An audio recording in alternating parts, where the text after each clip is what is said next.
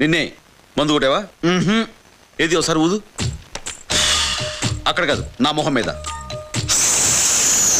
ఊదమంటే పీలుస్తావేంటి? నీ కళ్ళు తిరుగుతాయి నాన్న. ఏం పర్లా, ఊదు.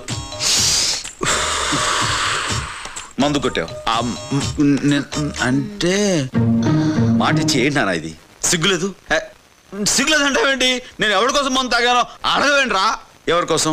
నీకోసం. నాకు?